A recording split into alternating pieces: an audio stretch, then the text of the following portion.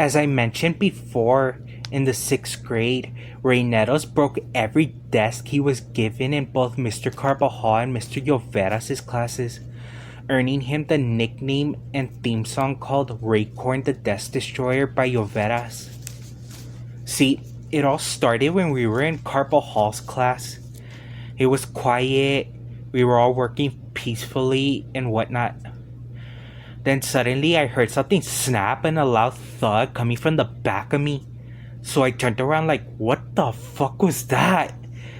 And the only thing I saw was Carvajal's circle desk shaking and Nettles was on the floor with his legs parallel to the wall and going like, oh, oh.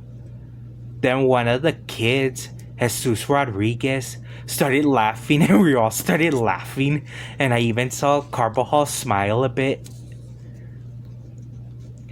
It later turned out because Neto sat in the last desk of the row of desks next to the circle table.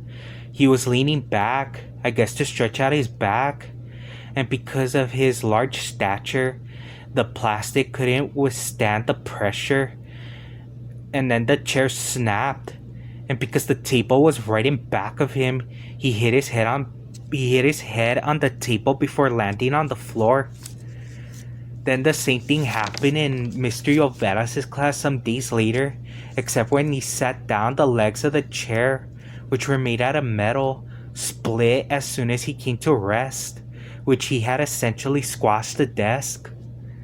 At first, it was understandable to both Carvajal and Lloveras that he would accidentally break the desk, and he wasn't in any trouble. However, Nettles soon took it to his advantage when Nettles, once again, broke another desk in Lloveras' class.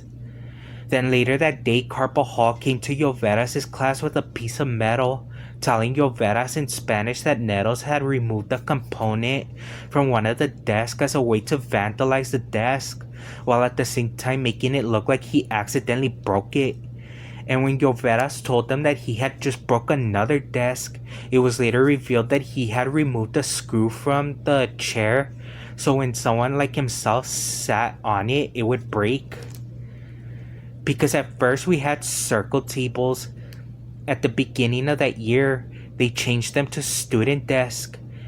You know, those shits that it's a chair, then what do you call it? Like a pole, or there's another word for it. A rod and a wooden board.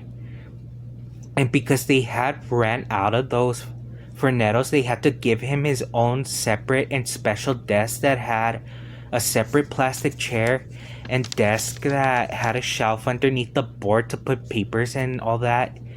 And it worked because there were no more incidents of broken desk.